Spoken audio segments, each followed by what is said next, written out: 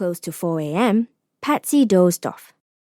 When her alarm clock rang at 6 a.m., she jolted awake and groped for her mobile phone. Still no messages.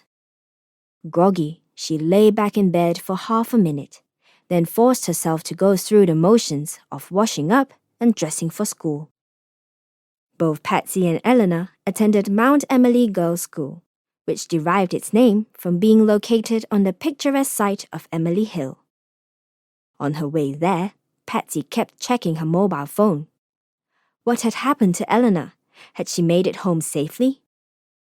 As the public bus neared the school, Patsy's concern for Elena started evolving into irritation.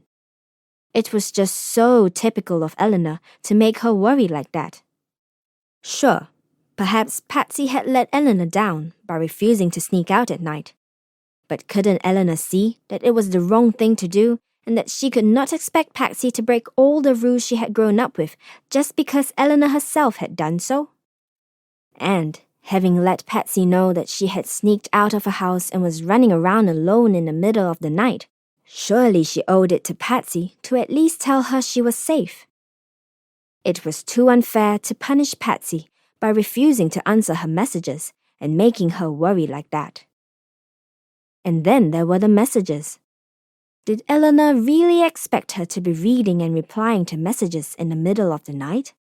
If it was so urgent, couldn't she have just called? Thinking of the messages, Patsy felt herself growing warmer with annoyance. She had texted Elena first about how upset she felt about her mum going on yet another trip with her Uncle Pat. Elena had not bothered to reply to that message at first, only texting Patsy about her own troubles. It was only when Patsy did not reply to her first two messages did Elena make a perfunctory show of sympathy for Patsy's situation. How was it fair that Elena could ignore Patsy's problems but demand attention for her own so wholly? Patsy got off the bus at Saligi Road and walked up Mount Emily Road in a grouchy mood. When she reached the school, she hurried to her classroom, and it was with both relief and anger that she saw Elena already there, talking to several classmates. She was all prettied up in a neatly pressed pinafore, with well-groomed hair, a stark contrast to how she looked when she appeared at Patsy's flat the night before.